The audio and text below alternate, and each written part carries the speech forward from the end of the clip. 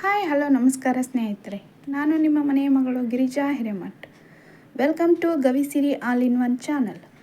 ಇವತ್ತಿನ ನನ್ನ ರೆಸಿಪಿ ಶಾವಿಗೆ ಪಲಾವ್. ಬನ್ನಿ ಶಾವಿಗೆ ಪಲಾವ್ ಹೇಗೆ ಮಾಡೋದು ಅಂತ ನೋಡ್ಕೊಂಬಿಡೋಣ. ಅದಕ್ಕೆ ಬೇಕಾಗುವ ಸಾಮಗ್ರಿಗಳು: ಸಣ್ಣಗೆ ಹೆಚ್ಚಿದ ಈರುಳ್ಳಿ, ಆಲೂಗಡ್ಡೆ, ಬೀನ್ಸ್, ಕ್ಯಾರೆಟ್, ಉದ್ದಕ್ಕೆ ಹೆಚ್ಚಿದ 8 ಹಸಿಮೆಣಸಿನಕಾಯಿ ಮತ್ತು ಸ್ವೀಟ್ ಕಾರ್ನ್, 1 ಲಿಂಬೆಹಣ್ಣು, ಹಸಿ ಬಟಾಣಿಗಳನ್ನು ತೊಗೊಂಡಿದ್ದೀನಿ, ಸ್ವಲ್ಪ ಕರಿಬೇವು ಮತ್ತು ಕೊತ್ತಂಬರಿ ಸೊಪ್ಪು. ಬನ್ನಿ ಮಾಡುವ ವಿಧಾನ ಹೇಗಂತ ನೋಡ್ಕೊಂಬಿಡೋಣ. ಮೊದಲು ಗ್ಯಾಸ್ ಮೇಲೆ ಒಂದು ಪಾತ್ರೆಯನ್ನು ಇಟ್ಟುಕೊಂಡು ಅದು ಬಿಸಿಯಾದ ನಂತರ 2 ಸ್ಪೂನ್ ಆಗುವಷ್ಟು ವೆಜಿಟೇಬಲ್ ಆಯಿಲನ್ನು ಹಾಕಿ ಒಂದು ದೊಡ್ಡ ಬೌಲ್ ಆಗುವಷ್ಟು ಶಾವಿಗೆಯನ್ನು ತೊಗೊಂಡಿದ್ದೀನಿ. ಇದನ್ನು ಒಂದು 10 ನಿಮಿಷಗಳ ಕಾಲ ಚೆನ್ನಾಗಿ ಲೋ ಫ್ಲೇಮ್ನಲ್ಲಿಟ್ಟು ಫ್ರೈ ಮಾಡ್ಕೊಳ್ಳೋದು. ಅದು ಸ್ವಲ್ಪ ಬ್ರೌನ್ ಕಲರ್ ಆಗುವಷ್ಟು ಫ್ರೈ ಆದರೆ ಸಾಕು. ಕಡಿಮೆ ಉರಿಯಲ್ಲಿಟ್ಟು ಶಾವಿಗೆಯನ್ನು ಫ್ರೈ ಮಾಡೋದ್ರಿಂದ ಚೆನ್ನಾಗಿ ಫ್ರೈ ಆಗುತ್ತೆ, ಇಲ್ಲಾಂದರೆ ಸೀದೋಗುತ್ತೆ. ನೋಡಿ, ಇವಾಗ ಫ್ರೈ ಆಗ್ತಾಯಿದೆ, ಸ್ವಲ್ಪ ಕಲರ್ ಚೇಂಜ್ ಆಗಿದೆ ನೋಡಿ. ಇವಾಗ ಶಾವಿಗೆ ಸ್ವಲ್ಪ ಜಾಸ್ತಿ ತೊಗೊಂಡಿದ್ದೀನಿ. ಒಂದು ದೊಡ್ಡ ಬೌಲ್ ತೊಗೊಂಡ್ರೆ 6 ಜನಕ್ಕೆ ಆಗುತ್ತೆ. ನೀವು ಎಷ್ಟು ಕ್ವಾಂಟಿಟಿ ಬೇಕೋ ಅಷ್ಟು ತೊಗೋಬೋದು. ಶಾವಿಗೆ ಯಾವ ಬೌಲಲ್ಲಿ ತೊಗೋತೀರೋ, ಯಾವ ಬೌಲಲ್ಲಿ ಶಾವಿಗೆ ತೊಗೊಂಡಿರ್ತೀರೋ ಅದೇ ಬೌಲ್ನಲ್ಲಿ 1/4 ಕಪ್ ಆಗುವಷ್ಟು ನೀರನ್ನು ಹಾಕಿದರೆ ಶಾವಿಗೆ ಪಲಾವ್ ಉದುರುದ್ರಾಗೆ ಬರುತ್ತೆ. ರೈಸ್ ಪಲಾವ್ ಮಾಡ್ತೀವಲ್ಲ ಆ ರೀತಿಯೇ ಶಾವಿಗೆ ಪಲಾವ್ ಕೂಡ ಉದುರುದ್ರಾಗೆ ಬರುತ್ತೆ.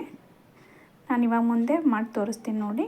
ಇದೇ ಪ್ರೊಸೀಜರಲ್ಲಿ ಮಾಡಿದರೆ ನೀವು ರೈಸ್ ಪಲಾವನ್ನು ಬಿಟ್ಟು ಇದೇ ಪಲಾವನ್ನು ಮಾಡ್ಕೊಂಡು ತಿಂತೀರ, ಅಷ್ಟು ಟೇಸ್ಟಿಯಾಗಿ ಬರುತ್ತೆ.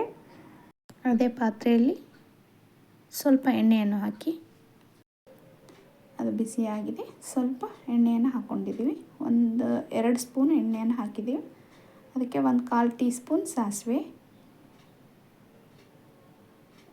ಒಂದು ಅರ್ಧ ಸ್ಪೂನಷ್ಟು ಜೀರಿಗೆ. ಇವೆರಡು ಫ್ರೈ ಆಗ್ತಿದ್ದಾಗೆ 2 ಸಣ್ಣ ಪಲಾವ್ ಎಲೆನ ಹಾಕ್ಕೊಂಡಿದ್ದೀನಿ. ಒಂದು ಅರ್ಧ ಇಂಚಷ್ಟು ಚಕ್ಕೆನ ಹಾಕಿದ್ದೀನಿ. ಸ್ವಲ್ಪ ಕರಿಬೇವು ಸಣ್ಣದಾಗಿ ಹೆಚ್ಚಿ ಹಾಕಿದ್ದೀನಿ.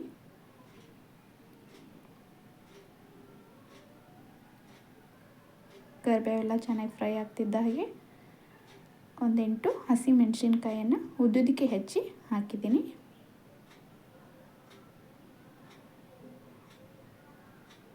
ಒಂದು ಈರುಳ್ಳಿನ ಸಣ್ಣದಾಗಿ ಕಟ್ ಮಾಡಿ ಹಾಕಿದ್ದೀವಿ. 1/4 ಕಪ್ ಆಗುವಷ್ಟು ಸ್ವೀಟ್ ಕಾರ್ನ್ ಹಾಕಿದ್ದೀನಿ. Sweet corn optional, but taste ಆಗುತ್ತೆ ಪಲಾವು, ಹಾಗಾಗಿ ಹಾಕಿದ್ದೀನಿ. 1/4 ಕಪ್ ಆಗುವಷ್ಟು ಕ್ಯಾರೆಟ್ನ ಚಿಕ್ಕ ಚಿಕ್ಕದಾಗಿ ಹೆಚ್ಕೊಂಡು ಹಾಕಿದ್ದೀನಿ.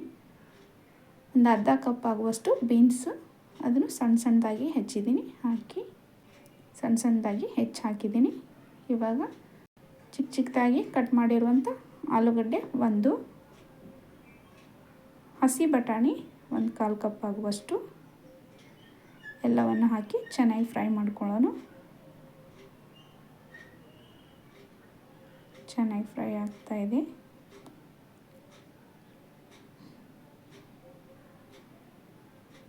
ಇವಾಗ ನಾವು ಶಾವಿಗೆನ ತೊಗೊಂಡಿದ್ವಲ್ಲ ಅದರಲ್ಲಿ 1 ಬೌಲ್ ಶಾವಿಗೆಗೆ 1/4 ಕಪ್ ಆಗುವಷ್ಟು ನೀರನ್ನು ಹಾಕಿದ್ದೀನಿ. ರುಚಿಗೆ ತಕ್ಕಷ್ಟು ಉಪ್ಪು ಮತ್ತು 1 ಸ್ಪೂನ್ ಸಕ್ಕರೆಯನ್ನು ಹಾಕಿದ್ದೀನಿ ಟೇಸ್ಟ್ಗೆ. ಸಕ್ಕರೆ ಆಪ್ಷನಲ್ಲು, ಬೇಕಿದ್ದರೆ ಹಾಕ್ಬೋದು, ಇಲ್ಲಾಂದರೆ ಬಿಡ್ಬೋದು. 1/4 ಸ್ಪೂನ್ ಧನಿಯಾ ಪೌಡ್ರ್, ಅರ್ಧ ಚಮಚ ಅರಿಶಿಣ ಪುಡಿ,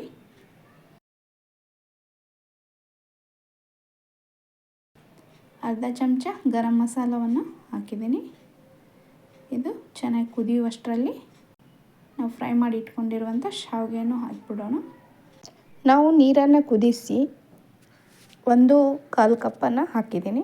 ಕೆಲವೊಂದು ಶಾವಿಗೆ ಜಾಸ್ತಿ ನೀರನ್ನು ತೊಗೊಳುತ್ತೆ, 1.5 ಕಪ್ ಆದರೂ ಯೂಸ್ ಮಾಡ್ಬೋದು. ನಾನು ಹೇಳಿದ ಮೆಜರ್ಮೆಂಟಲ್ಲೇ ಮಾಡಿದರೆ ಶಾವಿಗೆ ಪಲಾವ್ ತುಂಬ ಉದುರಾಗಿ ಟೇಸ್ಟಿಯಾಗಿ ತುಂಬ ಚೆನ್ನಾಗಿ ಬರುತ್ತೆ. ನೋಡಿ, ಕುದೀತಾ ಇದೆ. ಇವಾಗ ಕಡಿಮೆ ಊರಿನಲ್ಲಿ ಒಂದು 6ರಿಂದ 8 ನಿಮಿಷ ಕುದಿಸಿದ್ದಾಗಿದೆ. ಇವಾಗ ತೆಗೆದುಬಿಡೋಣ. ನೋಡಿ ಎಷ್ಟು ಸೂಪರಾಗಿ ಬಂದಿದೆ. ನೋಡೋದಕ್ಕೆ ರೈಸ್ ಪಲಾವ್ ಥರನೇ ಕಾಣಿಸುತ್ತೆ, ಬಟ್ ಇದು ರೈಸ್ ಪಲಾವ್ ಅಲ್ಲ, ಶಾವಿಗೆ ಪಲಾವ್. ಲಾಸ್ಟಲ್ಲಿ ಸ್ವಲ್ಪ ಕೊತ್ತಂಬರಿಯನ್ನು ಹಾಕಿ ಗ್ಯಾಸ್ ಆಫ್ ಮಾಡಿದ ನಂತರ ಒಂದು ಅರ್ಧ ಲೆಮನನ್ನು ಹಾಕೋಣ. ನಾವು ಹುಳಿಗೆ ಯಾವುದೇ ಟೊಮ್ಯಾಟೊ ಏನು ಬಳಸದೇ ಇರೋದ್ರಿಂದ ಲಾಸ್ಟಲ್ಲಿ ಗ್ಯಾಸ್ ಆಫ್ ಮಾಡಿದ ನಂತರ ನಿಂಬೆಹಣ್ಣನ್ನು ಹಾಕೋಣ. ಇವಾಗ ಎಲ್ಲವನ್ನು ಚೆನ್ನಾಗಿ ಮಿಕ್ಸ್ ಮಾಡೋಣ. ನೋಡಿ ಎಷ್ಟು ಚೆನ್ನಾಗಿ ಬಂದಿದೆ ಶಾವಿಗೆ ಪಲಾವ್. ಒಂದ್ಸಲಿ ಟ್ರೈ ಮಾಡಿ ನೋಡಿ. ನಾನು ಮಾಡಿರೋ ರೆಸಿಪಿ ನಿಮಗೆ ಇಷ್ಟ ಆಗಿದ್ದರೆ ನಿಮ್ಮ ಫ್ಯಾಮಿಲಿ ಫ್ರೆಂಡ್ಸ್ಗೆಲ್ಲರಿಗೂ ಶೇರ್ ಮಾಡಿ. ನೋಡಿ ಇವಾಗ ಸರ್ವಿಂಗ್ ಬೌಲ್ಗೆ ಹಾಕ್ತಾಯಿದ್ದೀನಿ. ನೋಡಿ ಎಷ್ಟು ಚೆನ್ನಾಗಿ ಉದುರಾಗಿ ಬಂದಿದೆ. ಇದ್ರ ಜೊತೆ ಮೊಸರು ರಾಯ್ತ ತುಂಬ ಚೆನ್ನಾಗಿರುತ್ತೆ. ಮೊಸರಿಗೆ ಸ್ವಲ್ಪ ಕ್ಯಾರೆಟ್, ಈರುಳ್ಳಿ, ಕೊತ್ತಂಬರಿ ಸೊಪ್ಪು, ಹಸಿಮೆಣಸಿನ್ಕಾಯಿ, ಉಪ್ಪು, ಸಕ್ಕರೆ, ಜೀರಿಗೆಯನ್ನು ಮಿಕ್ಸ್ ಮಾಡಿ ಇದ್ರ ಜೊತೆ ತಿನ್ಬೋದು, ಅಥವಾ ಹಾಗೇನೂ ತಿನ್ಬೋದು. ತುಂಬ ಟೇಸ್ಟಿಯಾಗಿರುತ್ತೆ. 6ರಿಂದ 8 ಜನ ಆರಾಮಾಗಿ ತಿನ್ಬೋದು. ಇಷ್ಟು ನಿಮಗೆ ಎಷ್ಟು ಬೇಕೋ ಅಷ್ಟು ಮಾಡ್ಬೋದು. ನೋಡಿ ಕಲರ್ ಎಷ್ಟು ಸೂಪರಾಗಿ ಬಂದಿದೆ. ಗಾರ್ನಿಷಿಂಗಿಗೆ ಇನ್ನೂ ಸ್ವಲ್ಪ ಕೊತ್ತಂಬರಿ ಸೊಪ್ಪು ಹಾಕಿ ಸ್ವಲ್ಪ ಮೊಸರು ರಾಯ್ತ ಇದ್ರ ಜೊತೆಗೆ ತುಂಬ ಚೆನ್ನಾಗಿರುತ್ತೆ. ನಾನು ಅದನ್ನು ವಿಡಿಯೋ ಶೇರ್ ಮಾಡಿಲ್ಲ, ಯಾಕಂದರೆ ವಿಡಿಯೋ ಲೆಂತಿ ಆಗುತ್ತೆ ಅಂಥೇಳಿ. 1 ಕಪ್ಪಲ್ಲಿ ಮೊಸರು ರಾಯ್ತನ ಹಾಕಿ ಸರ್ವ್ ಮಾಡೋಣ. ನೋಡಿ ಎಷ್ಟು ಚೆನ್ನಾಗಿ ಬಂದಿದೆ. ನಾನು ಮಾಡಿರೋ ರೆಸಿಪಿ ನಿಮಗೆ ಇಷ್ಟ ಆಗಿದ್ದರೆ ಲೈಕ್ ಮಾಡಿ, ಶೇರ್ ಮಾಡಿ, ಸಬ್ಸ್ಕ್ರೈಬ್ ಮಾಡೋದನ್ನು ಮರಿಬೇಡಿ ಫ್ರೆಂಡ್. ನಿಮ್ಮ ಅನಿಸಿಕೆಯ ಅಭಿಪ್ರಾಯಗಳನ್ನು ಕಮೆಂಟ್ ಮೂಲಕ ತಿಳಿಸಿ. ಮತ್ತೊಂದು ಹೊಸ ರೆಸಿಪಿಯೊಂದಿಗೆ ಬರ್ತೀನಿ. Thank you for watching.